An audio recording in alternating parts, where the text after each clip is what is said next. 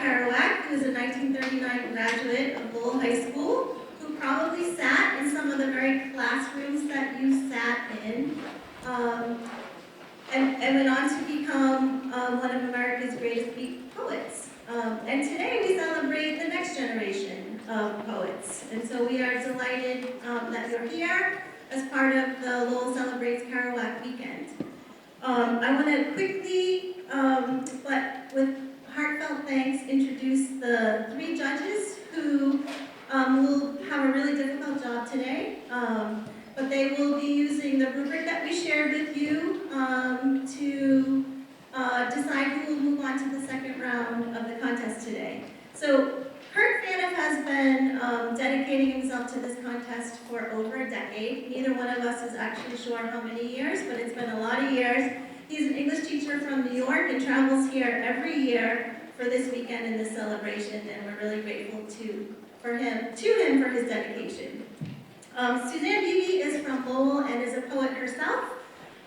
She's part of the Lowell Celebrates Kerouac organizing committee who sponsored this event and award the prizes, and we're really grateful, Suzanne, that you're here today.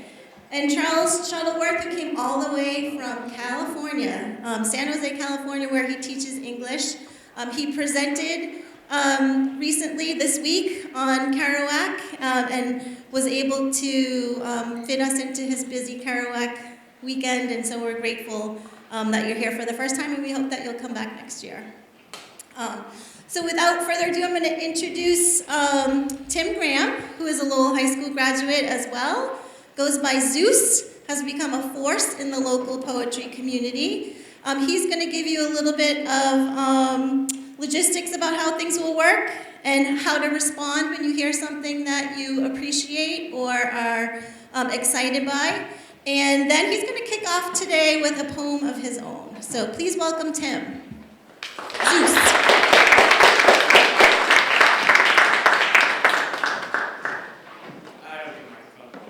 Good morning. Good morning. Good morning. Great. I love when people do that. Yes, I'm Zeus, also known as Tim Graham. I graduated here in 2019. I did the Kerouac contest all 4 years of my high school career. I never made the top 10. But who cares? I had a lot of fun doing this, and I have a feeling that everyone that's here today is going to have just as much fun. Now, when it comes to responding to the poets, does everyone know how to snap? Perfect. So during the pieces, when you hear something that you like or you resonate with, or something that you just really felt, you can snap for them. You can do like some head nodding, or just anything that can really let the poet know that you're listening and that your attention is there and you're not distracted. All right? Sound good?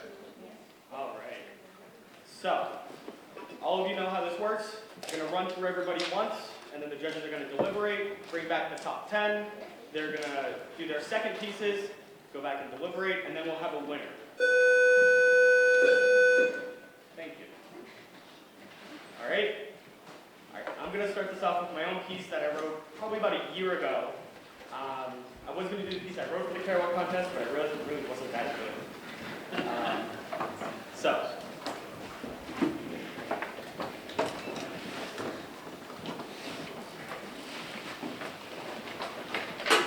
I hate being a man because people judge you for your depression. I hate being a man because I have no one to open up to about my suicidal thoughts. I hate being a man because I'm sick of being alone with my problems all the damn time. I hate being a man because I have no one in this world that cares about me genuinely. Man, I just want to feel wanted, needed, cared about. See, I've been roaming through this life with no girl by my side, no companion adventuring with me, forced to travel alone, figuring out this map in my head, not knowing which way is left and which way is right. A boss battle every single day between my depression, anxiety, and the will to live. I never know which way to go. No matter how many times I say I'm sorry, it'll never be understood in the way that I actually mean it. No matter how hard I try, tall ladder, society's expectations for a man grows taller and taller every rung that I climb. I'm meant to be strong, but emotionally available 24/7 without actually showing emotion. I'm meant to be the stone with jagged edges that hurt the people that my significant other doesn't want around. I'm told I'm the moneymaker in a relationship and I have this responsibility held above my head and I'm jumping for it like a little kid.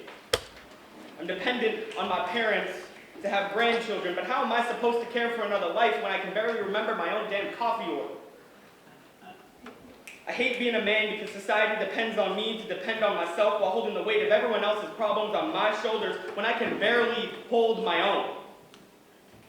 I hate being a man because this world sucks. No matter how hard I fight society, I am still a simple man. But I will stand proud with the crushing weight I carry, and I will not give in to society because I will never give up. My depression makes me real. My suicidal thoughts make me an open book. My past abuse makes me a survivor, and I am never truly alone with my problems. And I have so many people I care.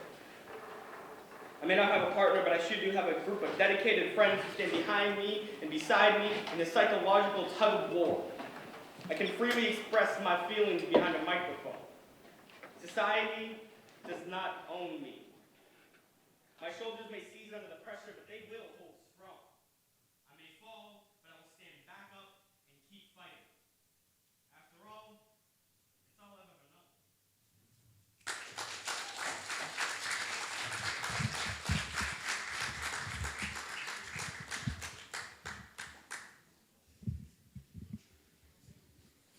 All right, are we ready to get it underway? Yeah? Yeah?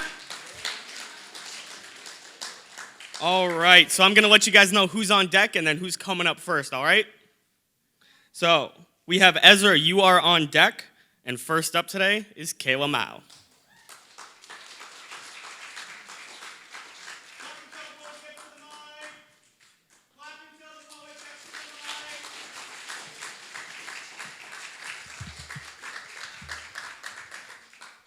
Hello? Hi. Okay. My first poem is called Baby. My first poem is called Baby Incline. In this poem, a bird is taught how to fly. Tell me, flint sparrow, what it means to fly. If you held me with claws, silk smooth and cold to the touch, riding with you, would I burn? Once before, I felt you then. The morning swept. I clung on tighter to you. You said you adored the way it felt. But with claws silk smooth and cold to the touch, they burrowed deep in my skin, almost like a dart. What does it mean to fly? We decide to write again. But weren't you delicate, sparrow? You used to be. What happened? Perhaps you evolved overnight. I never could keep up with you. Or they flayed you somehow, splint your fit edges against stick and twine. A beast, now in fight. A messenger sent to kill. You only had to strike me once. Me, the doting sparrow, shot by the one I loved. When you pricked me with claws, was that what it meant to fly? Thank you.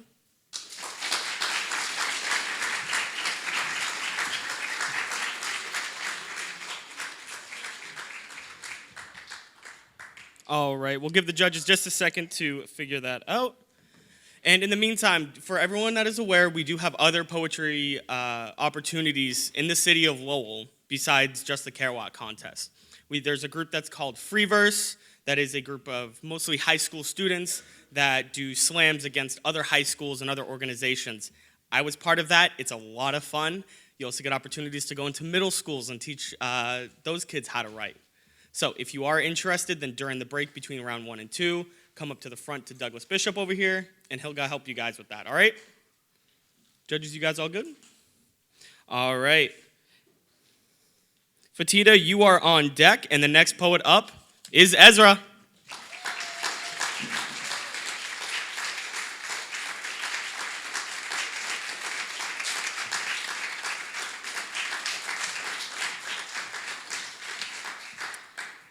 Hi. So my first poem is called The Band and Me, and it's about this year and my struggle of being in the band while juggling the responsibility of doing after dark. So that's that. The band and me. I had my back toward the trees, hearing them gently rustle before branches whipped around and my hair was sent into my face. The curtain of brown could almost hide the disappointment that made a home on my face, lips curled into a frown and brows furrowed. There was one of the other kids from the band playing the snare that was ripped straight from the rack I play on.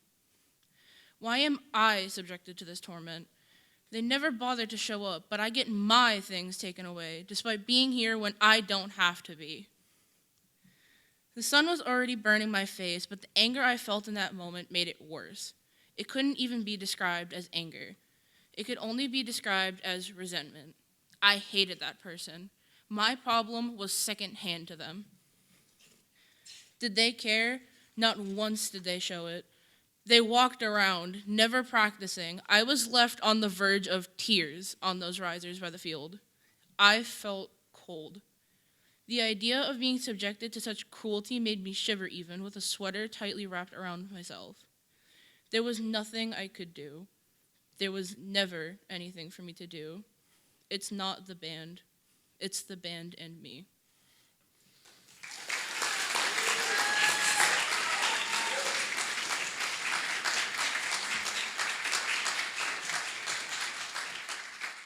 All right. Quick check around the room. How we feeling? Can I get a yeah, yeah? If you're feeling good, can I get a yeah, yeah? All right. So, on deck, we have Nophea. And up next on the mic, we have Phonethida.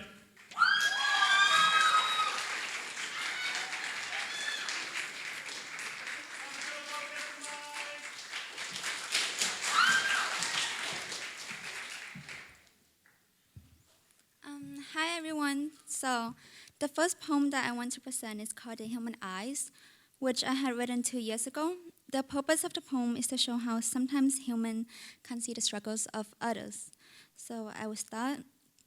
The human eyes show colors. The human eyes show light. The human eyes reveal emotions. They show love and they show pain.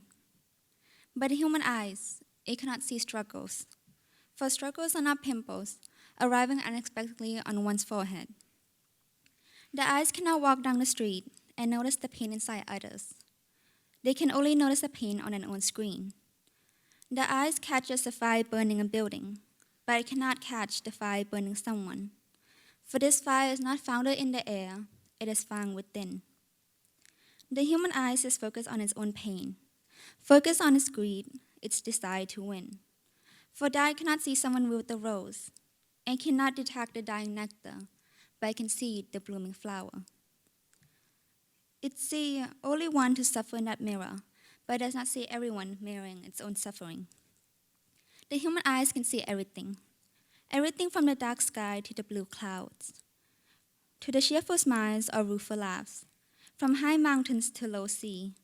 Only it cannot see the pain in those around it. For everyone reveals tears at night, but never tears at day. Thank you.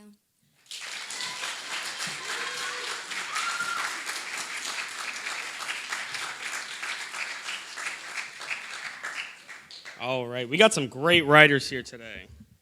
Excluding myself, of course. All right. So, Michael, you are on deck. And next up on the mic, we have Nophea.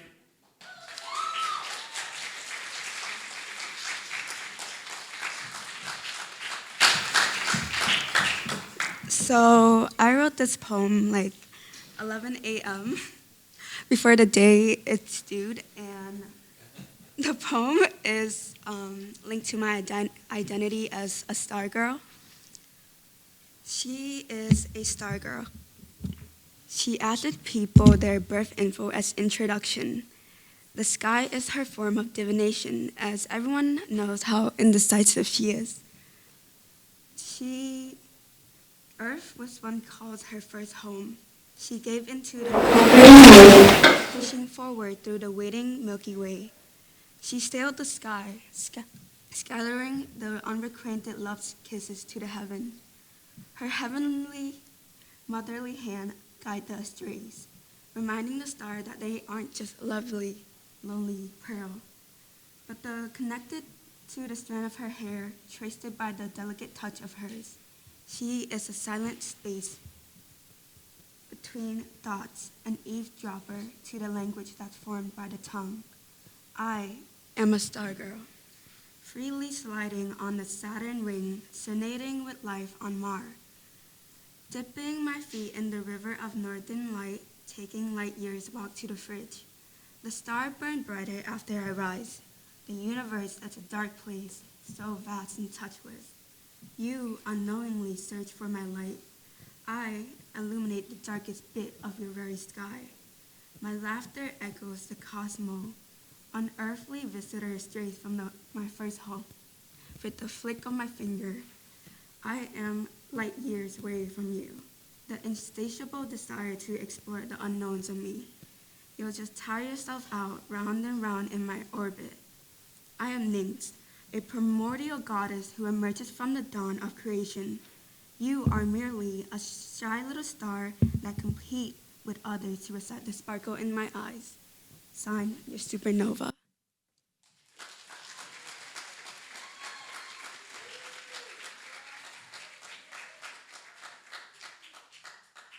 All right. So guys, I am going to encourage you to use the microphone if you feel like you're spoken enough. You can step off to the side as long as everyone can hear you. But if they can't, I prefer you use the microphone just to, broadcast your voice a bit more, all right?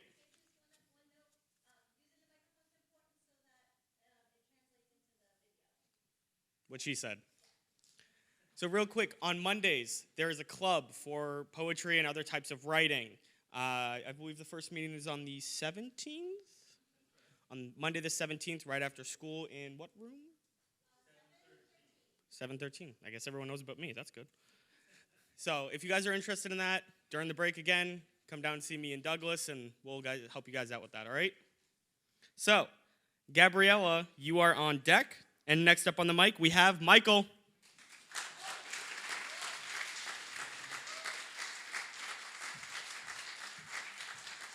Hey everybody. So my first poem is called The Brick Wall. It's very personal. It's very meta, as our first poet said when he read it before the show. And I picked it.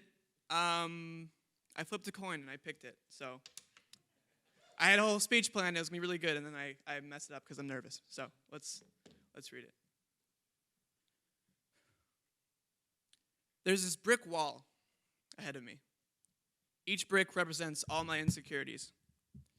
One brick is my monotone voice, a voice where nobody can really tell whether you're happy, sad, angry, excited.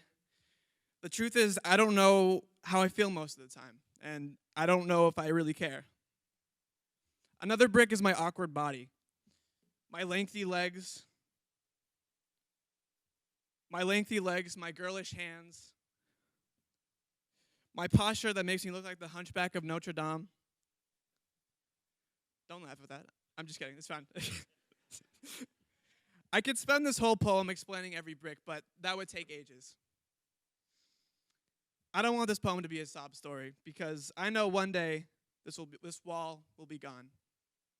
How I demolish it, I'm not sure. I could use dynamite, could use a wrecking ball, or I could just take it down slowly, brick by brick.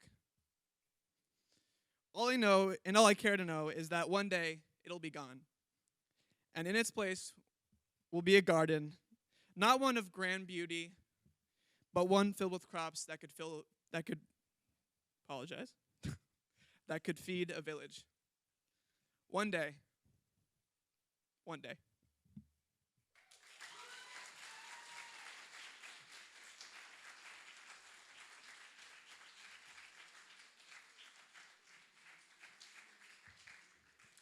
All right, we're going to keep this action rolling.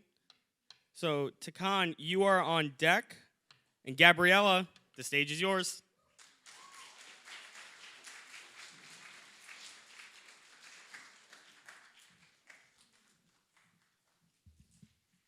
Hi, this poem is called Damaged Goods, and it's about how I refuse to let the past define me. Things will get better with time is probably the worst lie I've ever heard. It's been 4 months, and you probably think that that isn't enough, but I'm sick of waiting.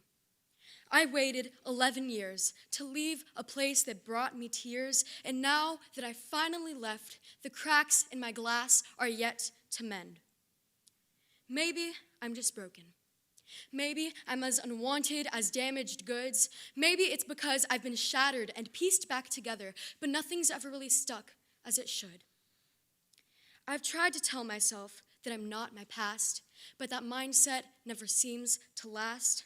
I'm as broken into as the point shoes that left me black and blue, but I still wore them to please you. Does what happened in my past define my future? Am I really only worth the clearance aisle, 50% off on every broken child, 50% off on every damaged good? And to think, I spent my life on stage, trying my best to seek praise, being left out of the limelight because I wasn't a good enough sight. I didn't speak then, but I am now, because you want to paint me as the villain, and somehow it bothered me to think of what you'd say. I shouldn't have cared. Anyway, I thought you might have been right. That what happened in my past will always bite, but I refuse to let what happened to me define who I am. You can't take away what makes me human. I am not a damaged good. I'm worth more than your snide comments. I am not a damaged good, and I'm finally being honest. Thank you.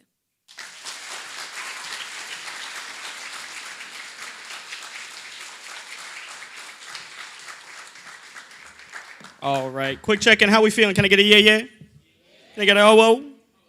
Can I get a what? All right, I love that. All right, Stephanie, you are on deck. And next up, we have Tiquan. Give it up for the poet.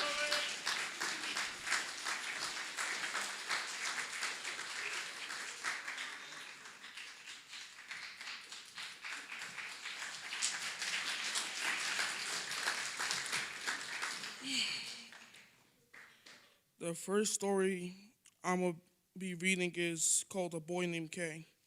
This story was inspired by a person I met a long time ago, but for legal reasons, I will not be saying his name.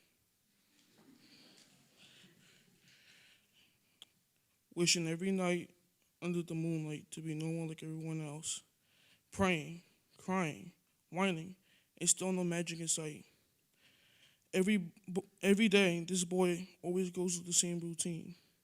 Get up, bathe, get dressed, give life lessons from his family, and get belly, come home and sleep. It always repeats. Every day it got to the point when nobody called him by his name no more.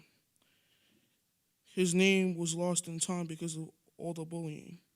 It was done that, I'm sorry. He tried to go invisible. Nobody calls him by his name because they see other names to call him, like defected, ugly, fat, faceless, goblin. The list goes on and on. But no matter how much he tries to show how respectful he is, he's always getting put down. Every day that the teacher started doing it, it wasn't until when the boy had a great idea that instead of taking all this pain, he will be mean back. He saw kids at school that did that to their friends. He thought, what's the worst that can happen? So he called people names back. He did a lot of crazy stunts like disobeying the teacher, standing on desks, shouting, and more bad things. And it didn't take long until everybody starts on him change. Not only people didn't like him, they feared him.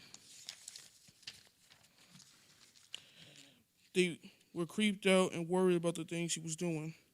Not one person, especially the teacher. The boy would go on having to be mean to people, so much that he ended up thinking that being a jerk is what makes a person human. He went too far with a lot of things and broke a lot of people's trust in him. Not just his family and his teachers, but his own. Eventually, all the teachers and parents were tired of all his nonsense, and demanding he is dealt with. The principal told everyone to put themselves in his shoes and make sure their kids are not the bullies. When their parents questioned them, they confessed to the things he said, how they said them, and why. Even though some try to lie their way out of this one, they confessed because they saw they would just keep getting hurt in the end. So now everybody was in trouble, not just the boy. A couple weeks later, the boy comes back to school, but is still feared. But a new kid comes, and he was a really popular guy. He was one of the only who talked to the boy. Everyone was shocked and asked, what a cool guy like him would want with that guy. Kids later that day was hanging out with each other, and everyone wanted to be around the boy all of a sudden, thinking he might be the key to making them popular. By the end of the day, everyone wanted to be friends with the boy. So what's your name? The new kid asked. The boy didn't remember his name. How about I call you Kay, friend? I could tell he likes the name. Sometimes I like to think I helped change his life, but I think he changed everyone's.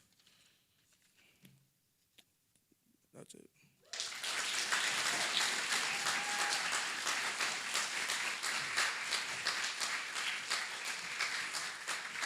All right. Let's keep that energy going. Douglas, you are on deck, and next up on this mic, we got Stephanie.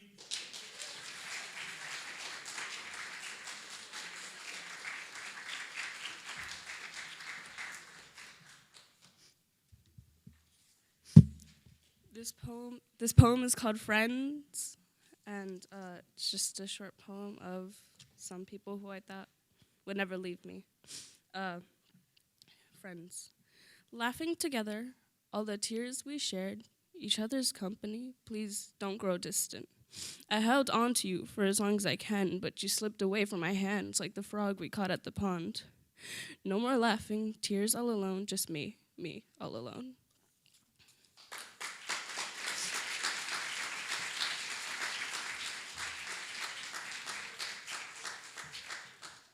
All right, guys, we are halfway through the first round. Let me get a quick feel of the room. Keep it going. Keep it going. All right. Erin, you are on deck, and next up on the mic, we got Douglas.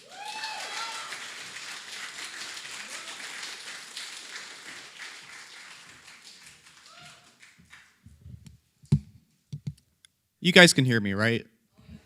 That's great to hear. Michael, you left your coin up here. Just letting you know that. I'll bring it back to you. I wrote this poem back in March. I had this line stuck in my head. You know the thing, you get a sudden burst of inspiration, then it's like, oh crap, I need to write something now. That's what happened. I pursued it and flushed it out in one sitting, but let's hope it's good. It's called A Waltz with Reality. Stepping from one world to the next, I find myself entangled in a waltz with reality. A macabre dance upon the edifice of humanity, upon the cliffs of reason. Where its tender grasp doesn't have a hold upon me, the twinkling stars above may come raining down upon us. Like hellfire, scorching the ground to embers. Yet like a phoenix I shall rise, and may water flow from high upon the peaks. May green once again sprout upon the mounds, and may oceans teem with life once again. May the plains be grazed upon once again, and may the mistakes of man never be repeated, even as they waltz upon the new ground grass.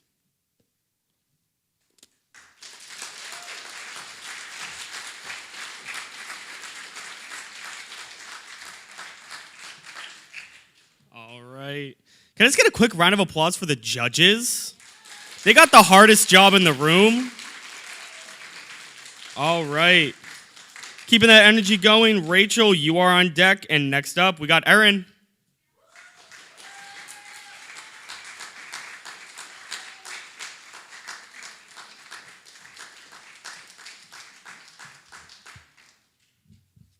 Hi, everyone. So my first poem is called A Cold Shock. The coolness of the lake sent a shock through my body. I was very alert, which was good, but I was shivering. The water was at my waist. My arms hugged my stomach, trying to stay warm, but they were failing. I stared at the separating rope, which mocked me. It split the shallow and deep end, split me from my friends. I took a deep breath, and I sunk. My arms pushed the water out of the way, moving me forward. But my kicking legs did most of the work. I emerged from the water, now in the deep end. I pushed my hair back. Although it was short, it was still annoying. A few of my friends cheered, but they had not waited for me in the water. Instead, they were already on the dock, brainstorming what pose to make as we all jump. Thanks.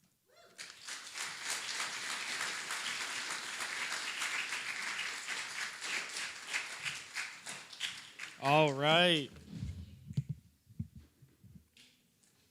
How we all feeling? One more time. I heard a fantabulous. Let's go. All right. Kristen, you are on deck. Next up on the mic, we've got Rachel.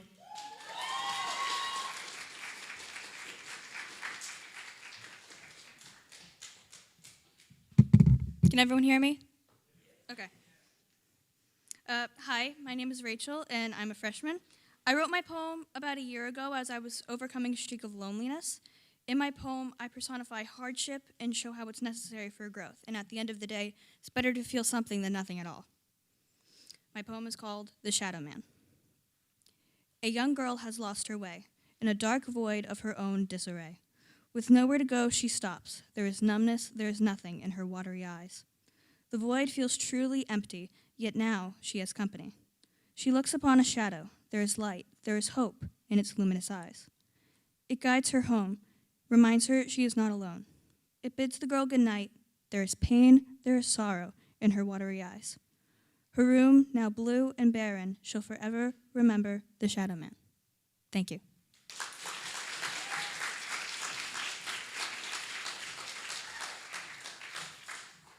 All right. We're going to keep this energy moving. Tracie, you are on deck.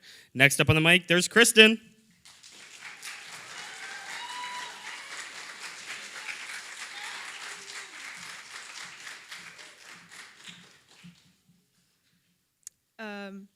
I can't see anyone. It's like so bright. So can everyone hear me? Yeah. Okay. My poem is called Exhaustion, and I don't remember what I was doing when I wrote it, but I remember that I was like really tired. So, okay.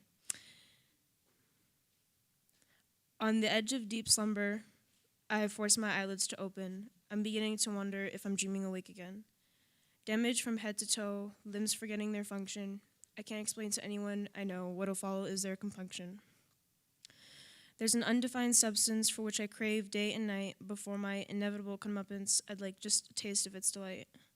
The delight of happiness, the gift of expression, maybe some physical prowess, the delight of perfection. There's something I need, an important piece I'm missing. The warnings I've failed to heed have come back in anger of dismissing. Thank you.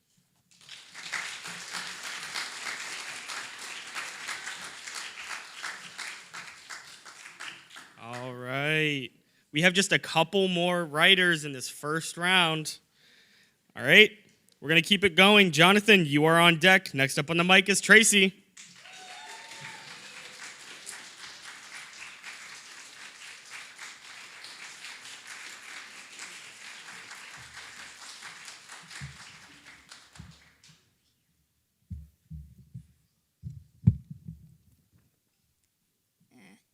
Hello, my name is Tracie, and I wrote this prose when I felt kind of helpless. It's called Being Quiet. My heart is drumming in my head, and I could feel the quelling in my bladder, and my gut twisting as if in someone's fist. But not a word, not a peep I could muster, only the noise of my quivering breath. Screams shrouded inside of my head, help. The world around me is fading out. It'll leave me isolated in a globe of ebony. I wanted salvation. I wanted a liberator that would have been there for me in that black time. But I did not speak, afraid to do so, and now he haunts me. I despise the fact that I was quiet. When I encounter this ghost again, I'll kill him with the same silence.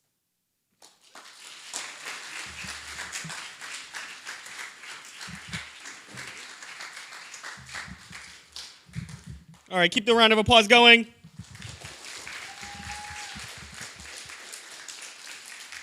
All right, Riley, you are on deck. Next up on the mic is Johnattan.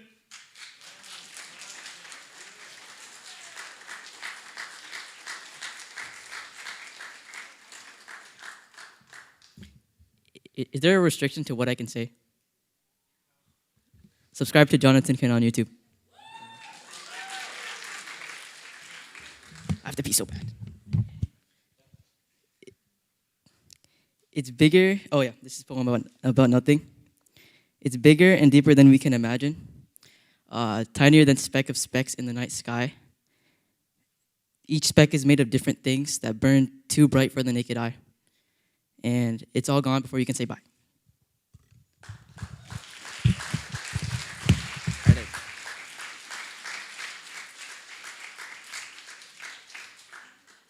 All right, guys, we only have 3 more people in the first round, all right? Can I get a good feel of the crowd? All right, keep that energy going. Katelyn, you are on deck. Riley, stage is yours.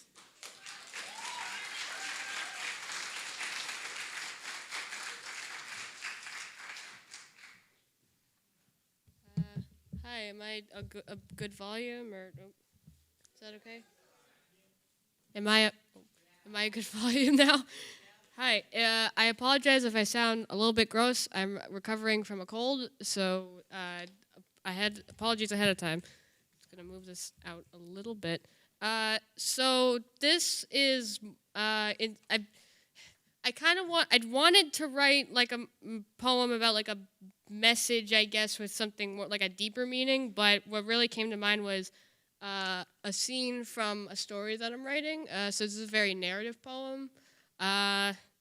Yeah, called Born of Steel. So that's here it goes. The trees slice the golden light into thin streaming lines. They look so lovely at dusk. Tori lays her hand on one, feeling the grooves and fissures in the bark, well, as much as she can without nerves.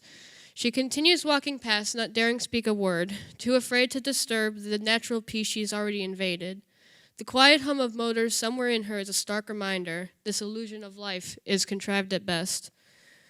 She stops at the bank of a creek and slowly takes a seat. There's a rotted log stretching across, mushrooms all around.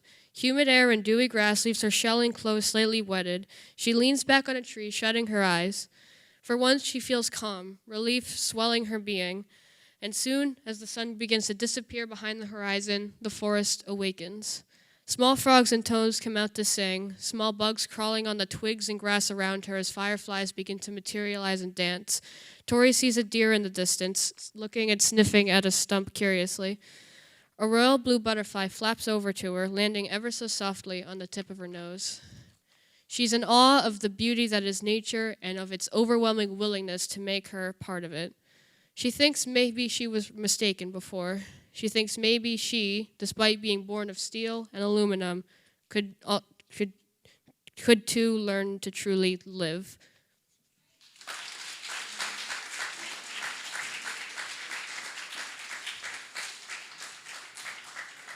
All right, we're almost at the end, so we're going to keep this ball rolling. Cheyenne, you are on deck. Next up on the mic, we've got Katelyn.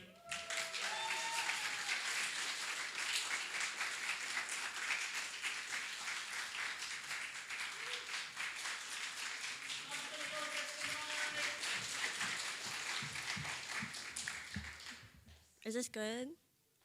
Okay. My first poem is called All Alone. Is this good? Are we good now? Okay. So my first poem is called All Alone. I'm my mother's daughter, wearing hand-me-down clothes, sewn with anger and tears I feel are almost my own. Growing up in a burning house, I lived all alone. No one was there to put out the flames except my hands alone. I couldn't save you. It was never my job because I was what you wanted to be and you were who I was destined to become. Daddy's little girl, I never expected you to stay. 1 foot out the door, a trip calling your name. But the saddest thing, I thought maybe you'd stick around. You dreamed just one more day and be the best dad, hands down. Thank you.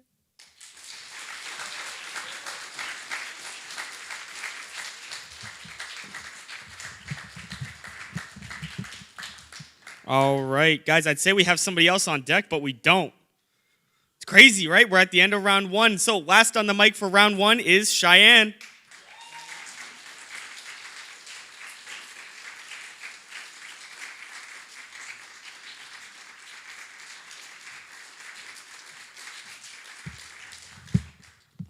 I didn't really want to be last, but this is what you get for signing up last minute.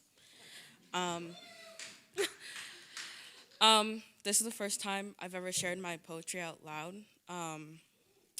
Yeah, I'm very nervous. I was medically diagnosed with depression when I was 14, but I don't think I really knew what it meant until about 17. And so I wrote this poem about how I see depression. Oh my gosh, I'm so depressed, they say, but are they really depressed or just having a bad day? It's not about being sad or angry because of something bad. It's when you sleep and wake up tired, calling out of work day after day, not caring if you get fired. When you don't shower, change outfits for weeks. When you are happy, when any happy feeling is all you seek. It's when the silence is so loud and your head is constantly in the clouds. When you can't escape those thoughts, yelling so loudly, penetrating the soul like a gunshot. It's being sad and not knowing why, when you just randomly begin to cry. And all I can do is try, so when they ask me how I am, I try not to lie. I try to tell them I'm confused, that my heart is seriously abused, that I don't care anymore, but those thoughts I try my best to ignore.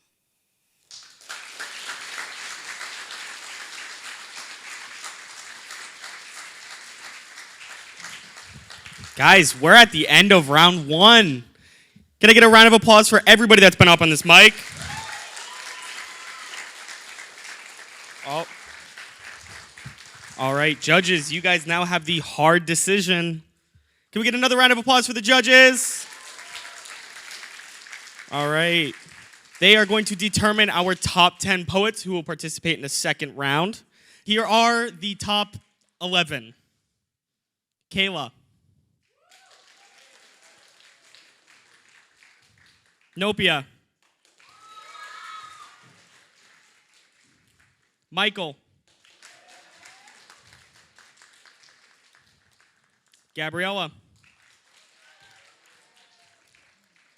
Tiquan. Erin.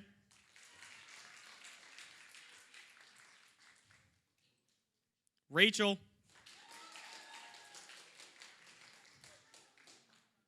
Tracie.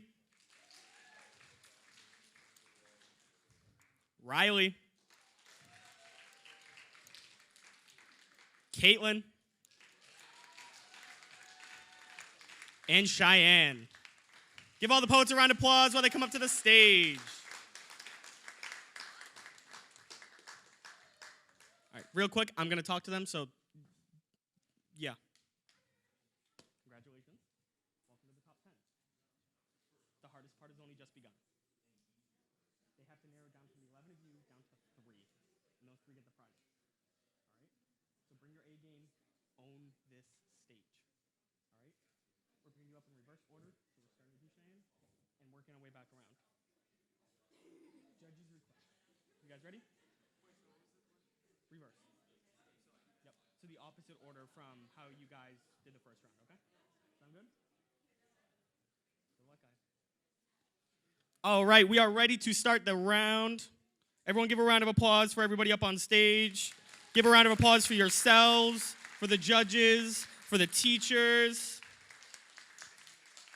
Up first in round 2, Cheyenne. Ooh. Oh. sorry, I'll just hold it. This poem is called 27 Cuts. It talks about self-harm, so in case anybody, it's a rough subject. I've been clean for 617 days, to be exact.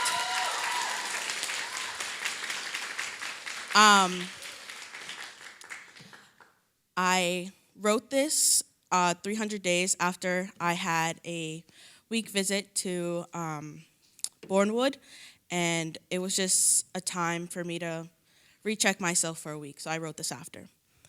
300 days since I last cut, 6 new piercings, so many opportunities lost 6 friends, too many anxiety counts to count, 3 social media breaks, 8 days was the longest I went in the same clothes, 17 days I went without talking to anybody, 81 days before I picked up my room, 7 times I rearranged my room, 8 times I walked past the razors, 3 times I picked them up, 3 times I put them back. 2 different therapists, 3 journals, 19 poems, 1 new unhealthy coping mechanism, 4 silent cries, 8 sad movies, 1 meal a day. Exercise every other day, my routine, school, work, sleep, repeat, and that's how I keep myself from adding to my 27 lines.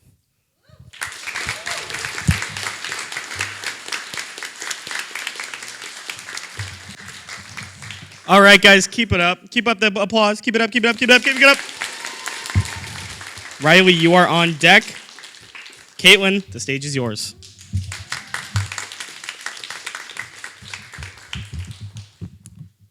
I'm just gonna hold it because, yeah, okay. So my second poem is called Bite Your Tongue. Bitter tears followed by bottled rage tied around your tongue. What a horrible taste. Holes in the wall, hole in your brain. There's nothing left for me to even say. You let them eat till your thoughts are gone. What was once yours no longer belongs. I wish I could tell you. Sorry. I wish I could help you, but I can't help myself. My hands are tied and yours are bound. We're eager to escape, ready to leave, but they breathe in our heads. We'll never be free. Thank you.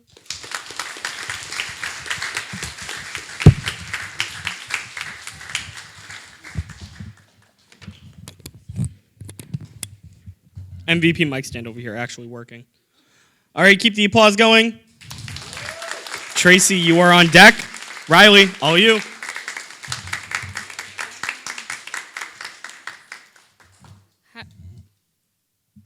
That's fine. Is there a way to adjust this just slightly, a little bit down? Thank you. Hi. Technical difficulties aside, hello there. This next one, also a narrative poem, also takes place in the... Sorry, that was a jump in volume. Also takes place in the woods. A lot more graphic, so content warning for blood and slight gore. It's fine. This is another narrative one. I just said that. We're moving on. This is called Sinful Consumption. It's from another scene from a different story. But yeah. In the creaking woods of the north, the land is still, quiet, all too quiet for what lurks within, what lies in wait for its next repast. Once a small girl was passing through the thicket, on running for weeks, frail and slight as dust. She'd half forgotten what it felt like to eat, so innocent, yet so desperate. She came upon a campsite in ruin, bloodied remains of people strewn across the Platte, painting the snow a sickly crimson. One still had half a face, an eye idly dangling from the socket, a cheek torn through to reveal scarlet-stained teeth. She was horrified, of course, but something else stirred in her. It climbed its way violently up from the depths of her tattered mind, pushing every other feeling aside. It hides itself terrifyingly well behind reason and cognition, a malevolent duress which has turned even the most saintly of souls rancorous. The vehemence of intonation no one can deny. The emptiness the girl felt staring at the scene consumed her. She knelt down in front of one of the carcasses, tears welling in her sunken eyes. With a meek, trembling voice, she murmured, "I'm sorry," under her breath as she gave in to errant hunger, a hunger which shall never leave her so long as she may breathe, and shall remain in her long, long after she stops. Thank you.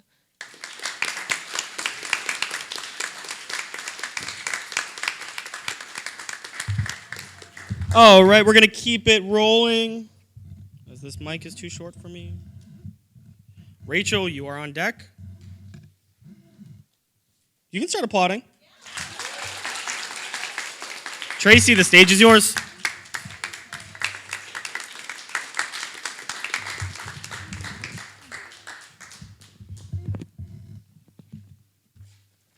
Okay. I think I'm getting hungry too, because this poem is called Hunger. My desire within the stomach, from the grand beast bestowed upon, the fragrance overwhelming. Who can invade me in such way? It is warm and pleasant, your brown lumpy skin, so captivating and enticing that rotund structure coaxes me further.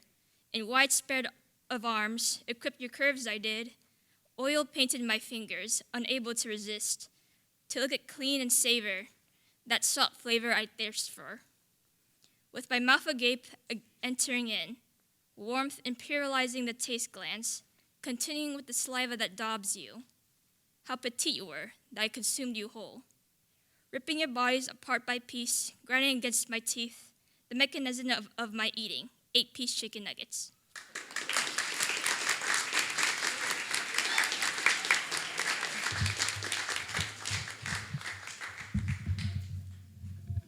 God, I love doing that.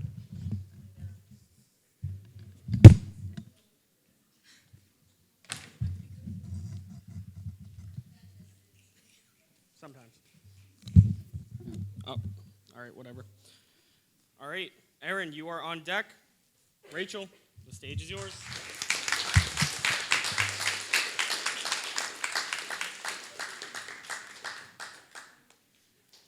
Okay. This poem was written a year or two ago in the middle of the night, and the title is self-explanatory. My second poem is called Potential, and it's about my struggle with my current state of identity. There's a whole wide world just outside the door. But what can you do if you're only you? There's so much to me that most don't see. I want to show it, I do. But just what do I pursue? I only have what I've got. When do I get my shot? I feel like I'm everything and nothing, even when I'm told I'm something. I've got what's essential if I weren't all potential. Thank you.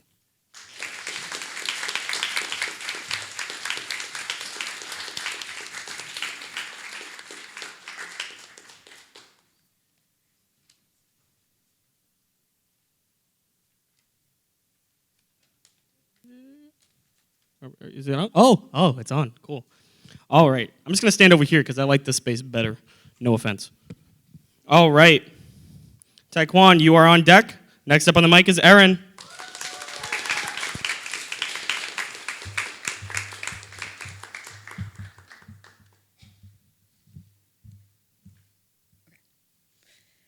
This next poem is called Strawberry Girl.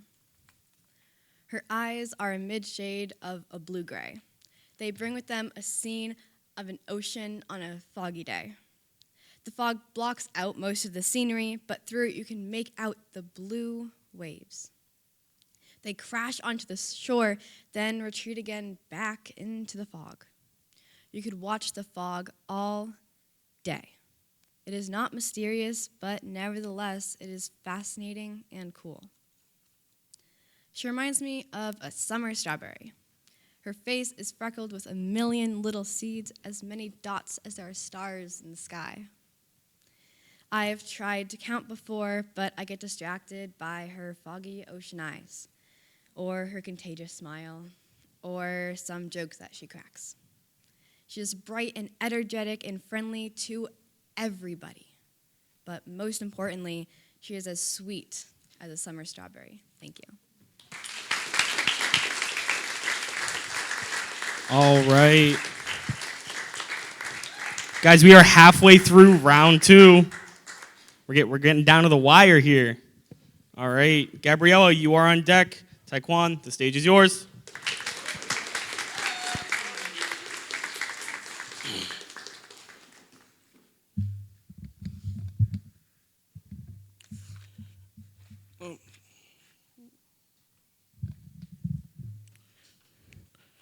This poem is called A Poem is a Poem.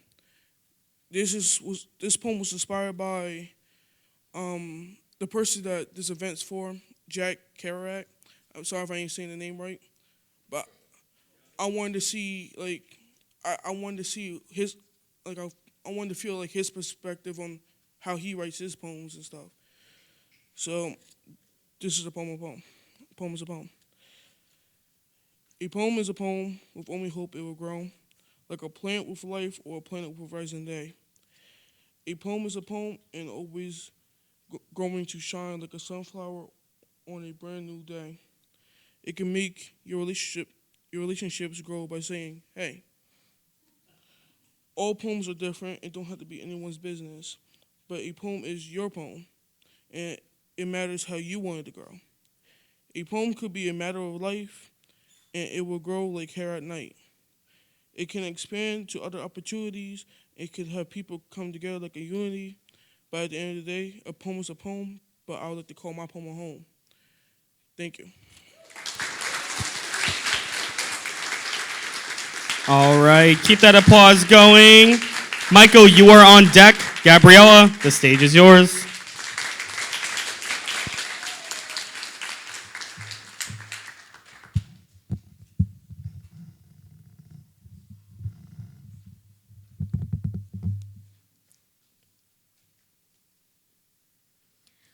This poem is called Trust Me, and it's inspired by a prompt that I was given a few months ago about trust and distrust, and it really got me thinking about the people that have affected me in my past. So this is Trust Me. Why would anyone confide anything with anyone besides their own reflection, tainted by misperception? If I told you a secret, to what length would you go to keep it? There's only so many times that I can put up with your lies.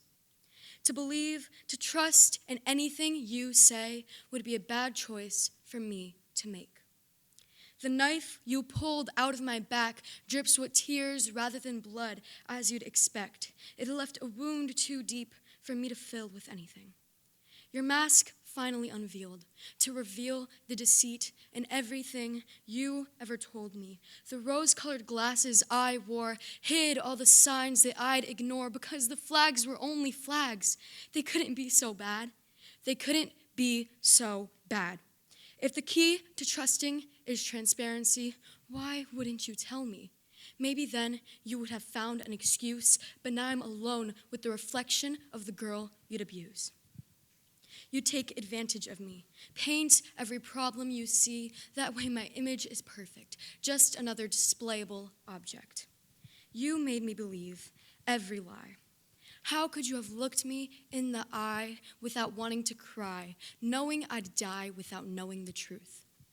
Well, guess what? Now I do. The trust I gave you on a silver platter, only for it to be shattered. You made me believe that I mattered, but now I feel like the Mad Hatter. Why does the person in the mirror dictate my worth to you, when all you did was disguise the truth?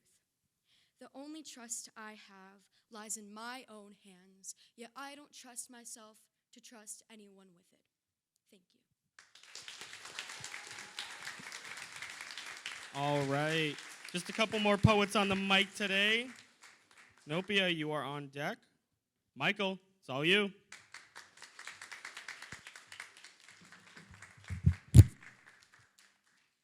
Okay, so first off, I have my poem written on my phone. So if you saw me on my phone over there, I wasn't disinterested. I was just practicing.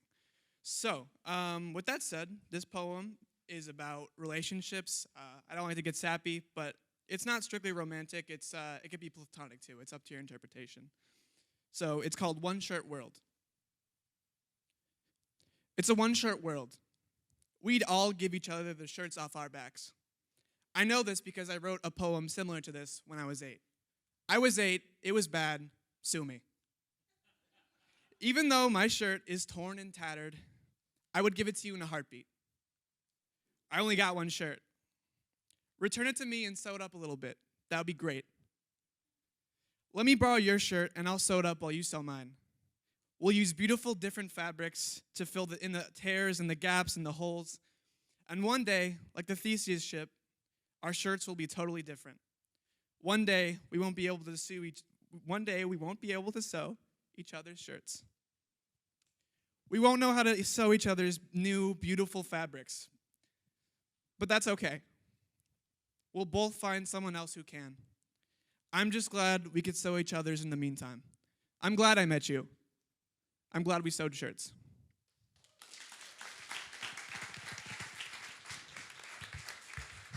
All right. We have just 2 more poets today. All right. Kayla, you are on deck. Nophea, the stage is yours. So the second poem is called My Truest Home. It is tied to my first poem as being a star girl, but talks about the dynamic of me and my mom. My truest home. My mother had this daughter, her eye too feline, like her late father. Lost and searching, his dimple in her smile, his grating low voice in her laugh.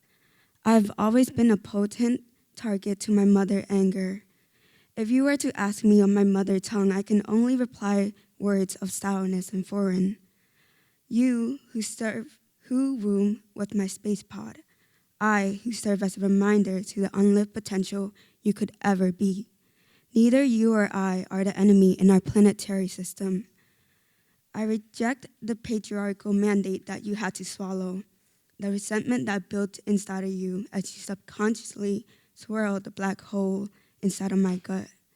Yet I grown to understand your gradual submission, tucking away your identity for the heavy prize of matrimony. I can be more than just a simple reflection of revenge for you.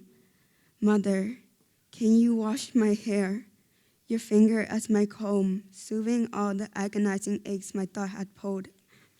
Mommy, will you hold me in those arms of yours, swallowing your complaints of my heaviness, my ears against your heart rhythm, the same one we shared? Ground me to my sanity, Mom.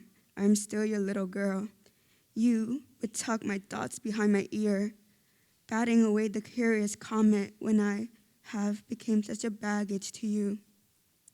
The weight of the purpose under your eye. Why can't we just get along?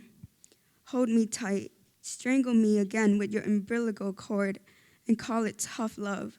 Swallow me whole and give love to me, birth to me once more. Give me another chance to redeem my lost childhood. Endure me once more. You, my only whole mom. You, no matter how alienated the galaxy would treat me, you are my North Star, my only home. All right, keep that round of applause going while we round up round 2 with Kayla.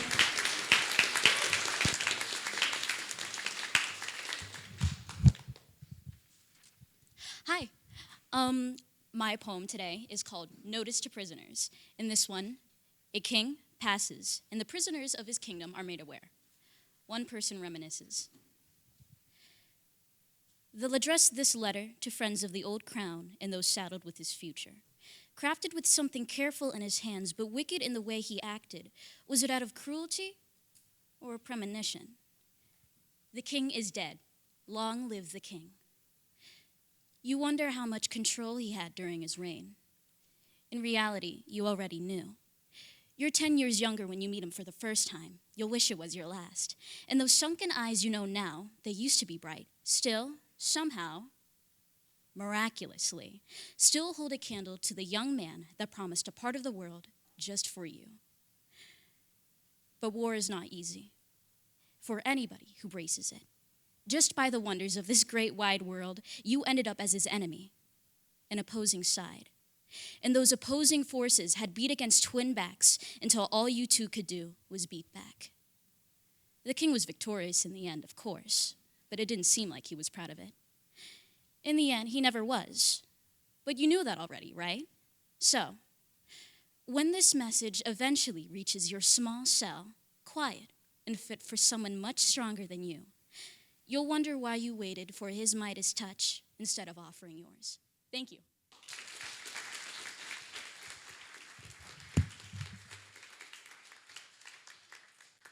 All right, guys, that's the end of the second and final round. Can I get a big round of applause for everyone up on stage?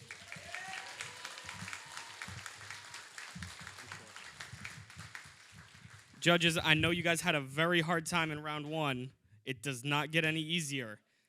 For everyone who doesn't know, the judges now have to take these 11 poets and somehow manage to get a first, second, and third place winner. Ladies and gentlemen, give us your attention, give us your love. We're going to bring up Ezra for you to do another poem. Here comes Ezra. Ezra, come on up.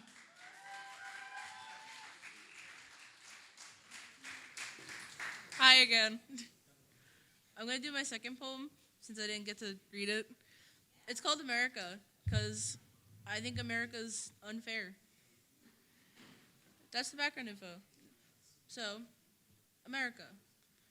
There's this golden land across the world, a land of opportunity, a land of integrity, a place where everyone can start anew, except it's not. It never was. The opportunity they talk about is reserved for certain people. The only people who taste opportunity are white Americans rich enough to buy off the government. Would you believe me if I said that? Would you believe the wave of anguish that swept across the nation? Black Americans ravaged for naturally looking unique. Kids of varying sexualities and genders encountering the gaze of hate for simply expressing how they feel. Asian Americans blamed for an entire pandemic. Everything is out of control. The world would be better off if everything sank into the ground. This isn't what America should be. America should be fair. America shouldn't be so hate-filled. To me, American means being free to express who you are, what you are, and your preference. The world today scarcely allows that. If that's the case, then this isn't the place for me. It never will be.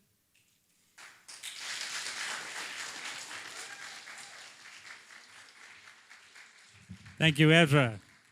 Yeah, we have a saying in slam, the best poets always lose.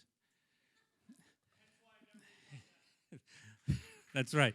No, but really, the point is, all this stuff about winning and losing, about numbers is stupid. Poetry is not about that. It's really just about stepping up. Ezra, give another round of applause for Ezra. Wasn't that a great piece? That second piece? So we're bringing back some of the poets who didn't make it to the second round, but we're going to hear their poetry anyway, right? Next up, Douglas. Where are you, Douglas? Give him some love, Douglas. That was weird. Just the water bottle. The funny thing is, last year not making it to the top 10 helped motivate me to write these poems, so I guess I'm getting more motivation.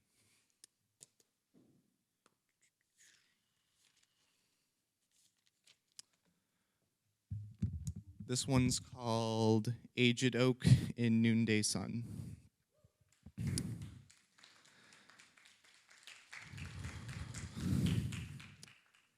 Aged oaks sway endlessly in the wind. Their leaves turn copper by noonday sun, fall down gracefully for an eternity. Crickets play the fiddle as birds sing love songs to the wind, hoping to find someone to share a branch upon, aged oak to feel the breeze, to watch the sunrise and set as eggs hatch and cries fly. The hungry mouths agape beg for food, mom and pop searching fruitfully for worm and grub. Soon they fall, soon they fly, soon dry feathers push against northern winds. Yet wax doesn't fare well with sun, and those who fly too high come crashing down. Thud, thud, thud. They fall.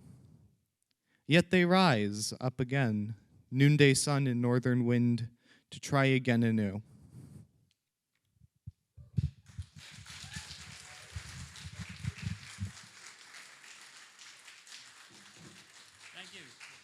Thank you, Douglas. Yeah, keep trying. I mean, Zeus, how many years were you in this contest? How many years were you in this contest? 4 years. And how many times did you make the second round? Oh, well, but you've come back. He's won slams with us, and you can still come out and do the slam with us at the Untitled Open Mic, first and third Wednesday. Yes, and also don't forget, we're starting this poetry group Monday afternoons with Miss Cote. So definitely check that out. Come out if you can. If you can't, just get in touch with us. Send us an email, lowpoetry.com, and we'll let you know about things that are happening, about opportunities. Because I love the Kerouac contest. It's always fun. I really appreciate it. Like Miss Keefe, I wait for it every year. But it's not the only game in town. So definitely keep writing, keep coming out. There's a lot of opportunities out there. And you would be, I am amazed at all the good poets that have come out of Lowell High, not just Jack Kerouac, right? So anyway, who's left? Oh, yeah. I got Kristen. You ready? Give it up. Give her some love. Kristen, she's coming up to do a poem. Come on, Kristen. Come on.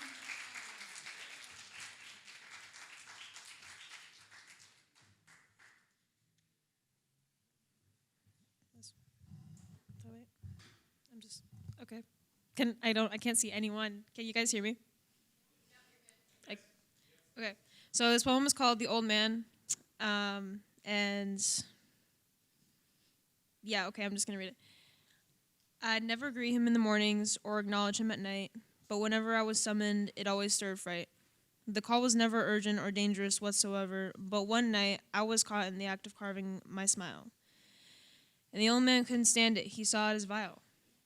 I tend to carve my smiles in the quiet, dark night, unless, of course, something goes slightly or terribly wrong where I'm forced to go along.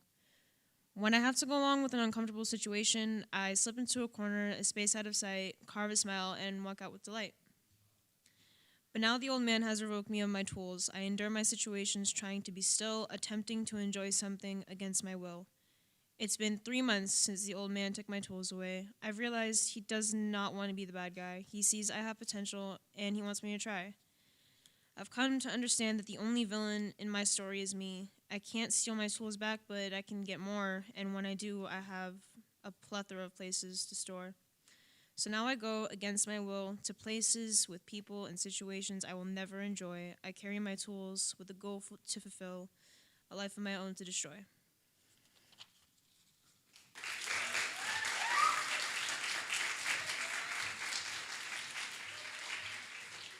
There you go. That's Kristen. Oh, my gosh. The only villain in my story is me. What a great line. Yes, so you see, the judges just didn't know what they were doing. I don't know. That's I'm surprised. Some year they're going to come back and say, oh, we're going to bring up 19. We were supposed to bring 10, but we were going to bring up 19. That's because poets can't count. That's why. All right. I got, I think, just one more poet. Stephanie, you ready? Give it up for Stephanie. Come on. Nice little round of applause. Give her some love. Here she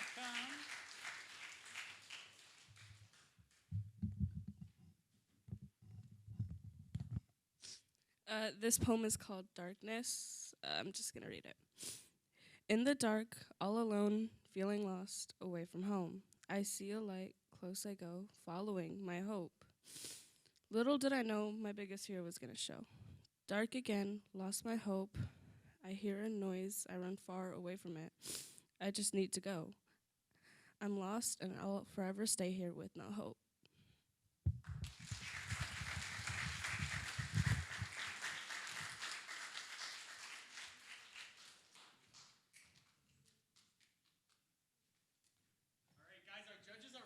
Our judges are back.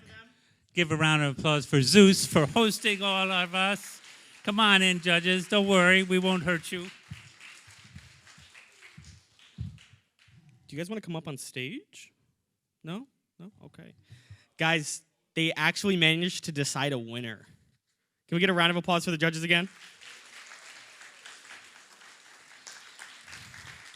So, I'm going to call the top three. I'm going to call third place first, and I'll finish with first place. When I say your name, just come up on stage.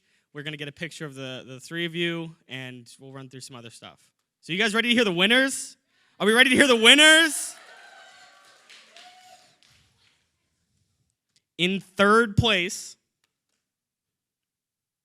Nophea.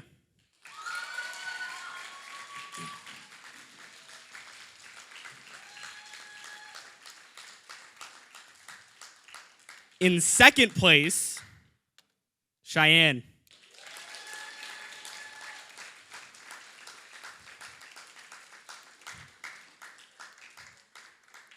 And in first place, the winner of this year's Jack Kerouac writing contest, Gabriella. Big round of applause for our winners. Guys. Cheyenne. Can we also get a round of applause for the other poets that didn't make the top 3? Because everyone was just fantastic today.